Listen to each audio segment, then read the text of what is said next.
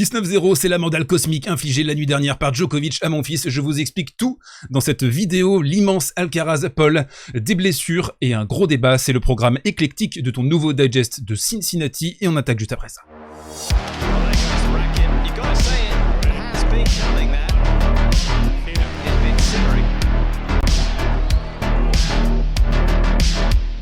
Et mes bébés des îles, nous attaquons ce côté réseau avec les bonnes habitudes. Claquez-moi un énorme pouce, pas celui-là c'est mieux, hein, c'est toujours mieux bien sûr. Et abonnez-vous le cas échéant si vous ne l'êtes pas encore. On attaque donc ce côté réseau avec la première stat qui fait mal, putain. Ouais, on n'a pas super bien dormi après tout ça, hein. Entre Gaël Monfils et Novak Djokovic, les pires head-to-head de l'Air Open chez les hommes. Donc Monfils, Djokovic, c'est 19-0 désormais. Nadal Gasquet, le GOAT qui a pris un 18-0 contre Rafa, Borg et Gerulaitis qui étaient très potes, ça n'a pas empêché Björn Borg, le GOAT, le vrai, hein, de mener 17-0, sinon on a Lendl Mayotte, Federer, Ferrer et Federer-Jusny également sur la même marque. Gaël évidemment qui s'est mis du talc sur le popotin, sur le fiac après cette défaite et donc il s'est longuement étendu hein, sur ce qui s'est passé hier soir, on va en parler bien sûr également hein, dans le coin tactique, vous allez tout comprendre de ce 19-0 épouvantable et il l'a expliqué hein, très clairement. Je n'arrive pas à bien lire ce qu'il fait et ce qu'il propose ne me convient pas, ça me fait déjouer. Vous le savez, le tennis, c'est un sport d'affrontement, d'opposition, de head-to-head. Vous pouvez avoir un jeu en face qui valorise vos forces ou à contrario, qui vraiment pointe vos faiblesses. Je suis obligé, dit-il, de faire des choix tactiques où je suis moins fort que lui. Et ça, c'est tout le génie, bien sûr, de Novak, hein, qui va t'emmener dans des zones où tu n'es pas du tout à l'aise. Et envers lui, il fait un match normal parce qu'il aurait pu mieux jouer, on va en parler. Il ne fait pas un match fou mais suffisant pour me battre. Alors c'est un 19-0 qui s'est conclu avec un petit mot pour Gaël sur son maillot. Alors il a écrit sorry not sorry, désolé mais pas désolé en fait. C'était le 19e et Gaël qui a écrit ce n'était peut-être pas le match que j'espérais contre le GOAT. Alors il a mal écrit Richard Gasquet, très bizarre, ça peut arriver hein, les erreurs mais bon c'est comme ça. Mais c'est toujours un honneur et un plaisir d'affronter Novak Djokovic, de se faire également dérouiller le fiac. Malgré tout ça reste une semaine positive, je vais me reposer pour être au top. Alors on l'a appris, hein, il a refusé la wildcard à Winston-Salem et mon fils va désormais passer 10 jours dans un frigo. D'autres joueurs qui devraient peut-être passer du temps dans un frigo, c'est cette liste justement de joueurs de tennis. 6 joueurs se sont retirés en plein match ces 2 derniers jours à Cincinnati. C'est un véritable sujet qui est pas beaucoup discuté d'ailleurs, je trouve, assez en tout cas dans les médias tennis. Donc on a eu Rybakina, Rune, Fokina, Vekic, McDonald, Lajovic qui se sont tous retirés forfait en plein milieu d'une opposition. Alors c'est dû à quoi ? C'est dû à la période, on est en plein mois d'août, les joueurs sont bouillis après une saison sur terre battue éprouvante, on n'arrête jamais, hein, le tennis circus continue jour après jour, ça ne s'arrête véritablement pas. Et puis on a aussi un tennis désormais peut-être de cadence, trop physique, trop de puissance, c'est justement l'objet de ma vidéo de cette semaine pour Eurosport, je vous mets le lien dans la description. Le tennis est-il devenu un sport de bourrin? Donc peut-être trop de physicalité et à un moment donné les corps explosent. Sous le vent, c'est le coin tactique et on commence avec Winnie l'ourson, Hubie Hurkacz, vite fait très rapide, qui a battu Stefanos Tsitsipas, donc 2 breaks très précoces dans le 7-1 et dans le 7-2, un serveur extraordinaire, hein, Hubie Hurkacz, on en parle peut-être pas assez. Alors il a sauvé 3 balles de break dans le 7-1 mais il est à 11 ace, 85% derrière sa première, 67% derrière sa seconde et un joueur très fluide, très lax dans des conditions difficiles. On va en reparler, beaucoup de vent tourbillonnant. Hubie qui se qualifie pour l'écart. Vous le savez certainement, j'adore le tennis, oui, évidemment, pour avoir une chaîne tennis, il faut aimer le tennis. Eh bien, je m'en suis dégoûté hier sur le combat de phasme, de brindilles entre Zverev et Medvedev, mais quelle horreur!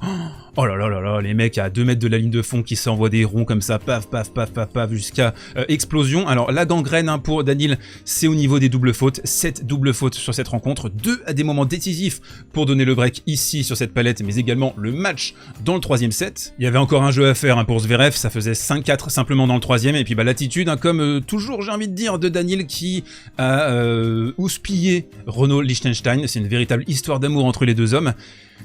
Mais franchement, cette rencontre, Hey, c'était le retour, vous l'avez vu, de Juan Carlos Ferrero dans le box, de Tommy Paul, pas du tout, de Carlos Alcaraz, et donc on va disséquer ça. Le grand thème de cette analyse sur cette vidéo, ça va être de comprendre pourquoi Tommy Paul gêne autant Carlos Alcaraz. Allez, on reprend notre habit de sérieux pour analyser concrètement cette partie. Pourquoi Tommy Paul gêne autant Carlos Alcaraz? Eh bien d'abord, les courses, la densité physique, c'est un joueur qui est très complet, qui n'a pas de faiblesse manifeste, Tommy Paul, et puis ici on va avoir quelques petites scories également dans ce jeu, et un premier break pour Tommy. Paul qui va mener 5-2 dans ce premier set et qui va se faire remontader par Carlos Alcaraz. Ici, un judicieux travail d'angle. On va déporter Tommy Paul côté gauche et ensuite on va le terminer droit devant, toujours dans des conditions particulièrement tourbillonnantes. On a une stat, retenez-la bien parce qu'on va en reparler sur la fin de l'analyse. Une balle de break convertie sur 7 simplement pour Carlitos dans ce premier set. Tommy Popol qui va avoir 2 fois le mini break dans le tie break, mais qui va se faire encore une fois cueillir par la palette technique de Carlitos. C'est ici, je trouve, vraiment le coup essentiel dans ce tie-break qui va lui permettre de basculer et de remporter le premier tie-break. Un amorti tout simplement délicieux.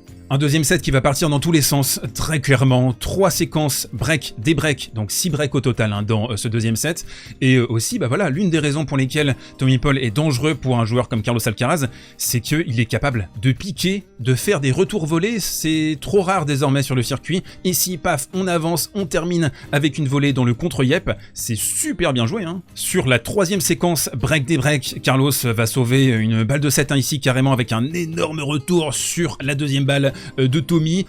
Deux joueurs qui sont en grande difficulté à ce stade du match derrière leur deuxième balle. Sur le deuxième set, à ce moment-là, ils sont à 29% de réussite, donc ils se font concasser. On arrive sur la palette du drama, un jeu de 15 minutes, 3 balles de match pour Carlos Alcaraz qui va pas réussir à les faire. On a un bon service de la part de Tommy Paul et puis 2 fautes en revers de la part de Carlitos. Ici, elle est juste quelques centimètres dans le couloir. Tommy Paul qui n'a que ses yeux pour constater que il est encore en vie. Paul qui va écraser le tie-break du deuxième set et puis on va se retrouver au début du troisième et c'est là vraiment que je souhaite attirer votre attention parce que quand vous remportez un tie-break comme ça avec 7 points consécutifs, il faut maintenir la densité, il faut maintenir la concentration.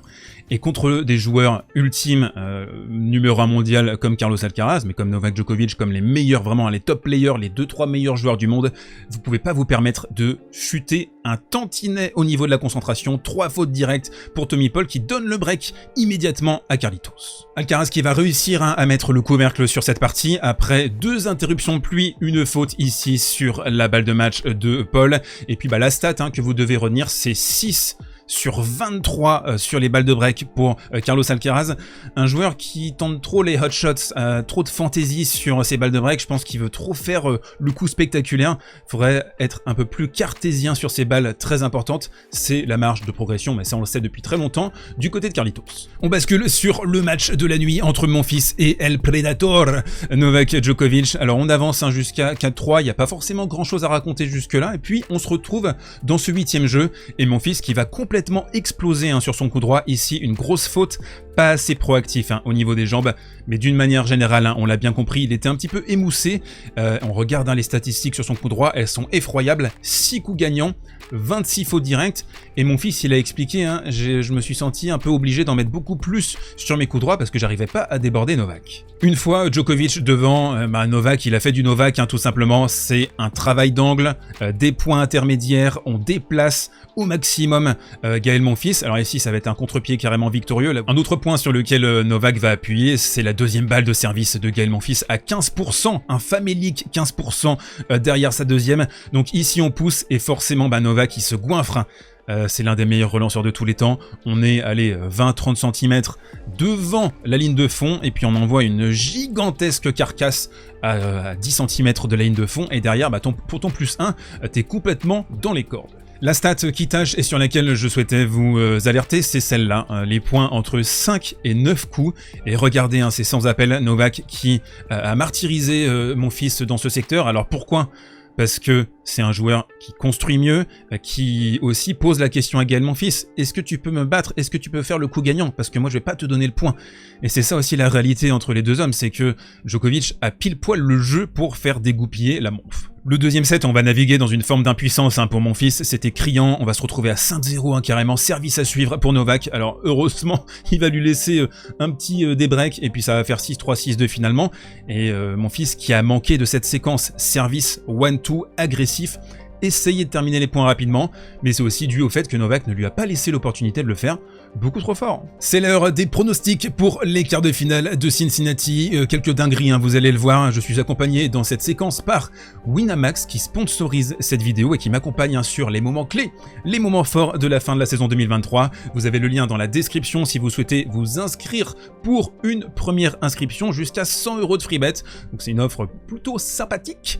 Je tiens à préciser également, les paris sportifs, très important, exclusivement réservé aux adultes, ça ne remplace pas une activité standard, normale, comme un travail par exemple. Premier match, donc on regarde un Hurkacz Popyrin, Hurkacz qui est largement favori, mais voilà, j'ai un petit nez sur victoire d'Hurkacz avec un tie-break. Je pense que ça me paraît être la cote la plus pertinente. Alcaraz Purcell, alors c'est difficile de parier ce match parce que Alcaraz est ultra favori, je vois pas vraiment comment est-ce qu'il peut lâcher cette rencontre. Manarino Zverev, ça c'est intéressant parce que Zverev a toujours battu Manarino dans leurs oppositions, mais le divin chauve là, très en chaleur sur les dernières semaines, titre à Newport, il a vraiment fait un max de points sur gazon. Le Z qui a battu, je vous l'ai dit, au forceps, Daniil Medvedev en 8e de finale. Du mal quand même à voir Mana s'imposer, mais pourquoi pas un petit set de Mana de derrière les fagots. Et puis on se termine avec le Djokovic-Fritz, qui nous rappelle ce qui s'était passé à l'Open d'Australie, le choke gigantesque de Tyler, expert d'ailleurs en la matière. Les plus téméraires d'entre vous partiront du principe que Novak ne s'est pas encore tout à fait réglé avec ces deux matchs trop faciles pour l'instant, et que peut-être que Fritz va réussir à hausser le ton et son niveau de jeu.